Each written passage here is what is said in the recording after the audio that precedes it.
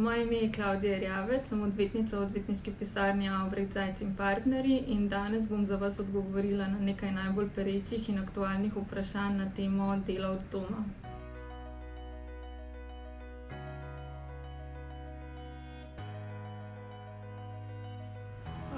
Najprej želim poudariti to, da kar se tiče odredbe dela na domu, se to lahko odredi enostransko s strani delodajalca samo v primerih, ko gre za izredne okoliščine, kot je bila zdaj recimo ponovno spet korona in na kar smo bili pač navajeni spomladi, ko smo bili v karanteni. Drugače se delo od doma ureja praviloma v pogodbah o zaposlitvi, ki jo morata pač podpisati tako delavec kot delodajalec. Kar se tiče odredbe in odreditve dela na domu enostransko strani delodajalca, pa pomeni, da ta odredba dejansko vsebuje tiste elemente, ki jih mora drugače urejati sama pogodba o zaposlitvi. Kot bi želela izpostaviti, so tukaj najprej pač mora biti določen čas, od kdaj do kdaj ne bi pač delo od doma potekalo. Potem potrebno je urediti pravice in obveznosti tako delavca kot delodajalca, ki so vezane na odreditev dela od doma. Tukaj želim izpostaviti predvsem to, da je delavca potrebno opozoriti na to, da je dolžan tudi v času, ko dela od doma, upoštevati poslovne skrivnosti delodajalca, mora biti pozoren na to, da delo opravlja na varen način, da mora zagotoviti tudi vse potrebne varne delovne pogoje tudi doma.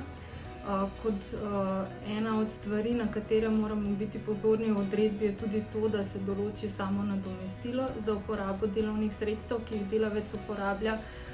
Tukaj želim predvsem poudariti, da to, da delavec uporablja recimo službeni računalnik za delo od doma, ne pomeni, da mu delodajalec v tem primeru ni dolžan plačati samega nadomestila. Kljub temu, da uporablja recimo službeni računalnik, je do nadomestila upravičen, ker dejansko uporablja recimo svoj internet, elektriko, vodo in tako naprej.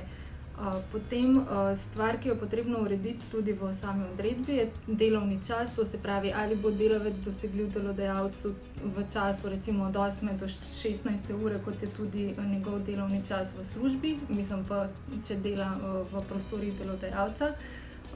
Če pa je kakršnakoli sprememba, je potem potrebno tudi to urediti v sami odredbi.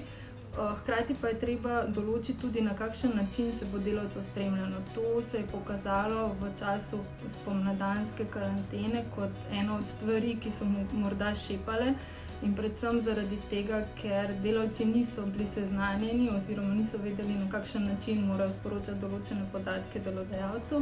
Niti delodajalec oziroma vodje recimo niso vedeli, na kakšen način upravljati nek nadzor. Tako da tukaj se mi zdi ključno, da je to tudi eden od elementov same odredbe, kjer se pač določi, na kakšen način bodo spremljali. Recimo pač poznam neke primere, ko so določili, da vsak petek delavci sporočijo vodji, kaj so tam teden naredili in tudi kaj pričakujejo v naslednjem tednu, da se bo pač delalo oziroma kakšne naloge jih čakajo. Tako da to so neki ključni elementi, ki jih je pač potrebno določiti v sami odredbi.